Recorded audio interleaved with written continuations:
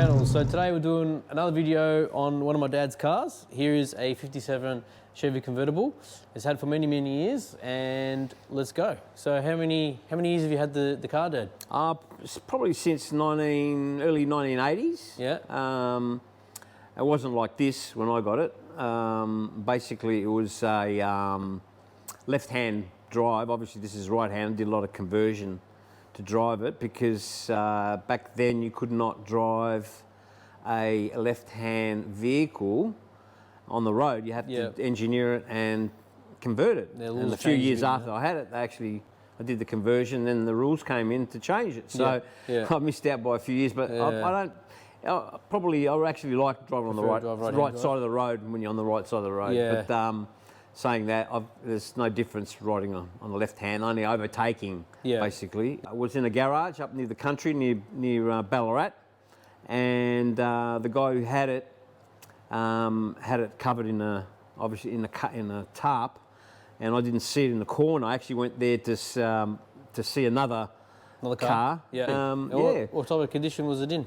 It was a good condition. He actually drove it from the east coast to the west coast back then. Yeah. And that was like late 70s. So the car obviously was 20-something years old, but it was still on the road.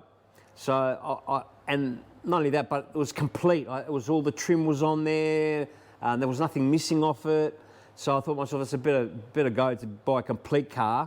I know that there's nothing much missing. So obviously, I took it back to bare metal and painted it again and did all the engineering, for the conversion. And this is what it looks like today. Nice, very nice. So what colour was it originally?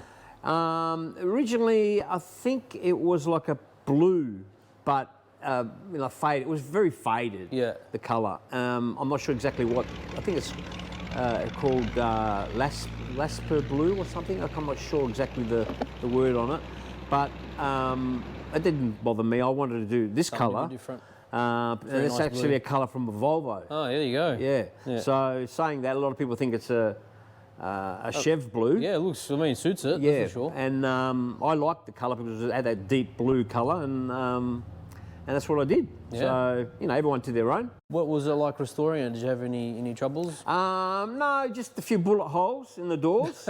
I think we had a few stories. This car.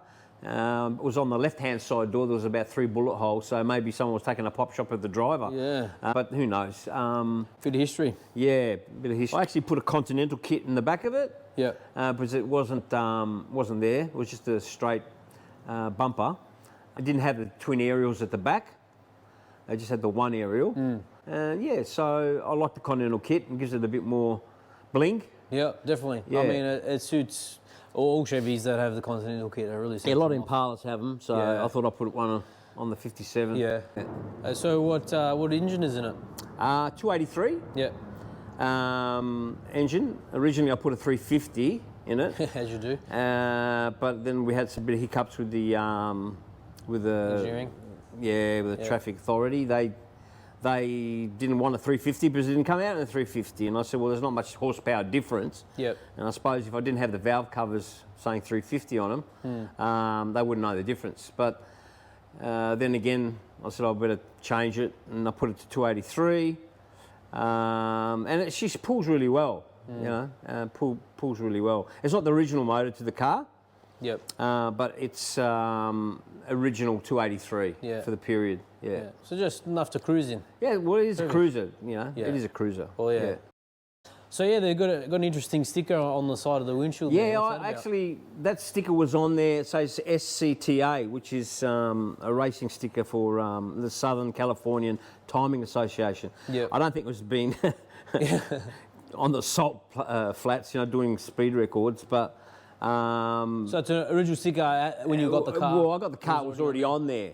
So windshield's original? Original, it's a original windscreen there. From, I don't know if it's a second windscreen, but it was on there, so basically I left it on there.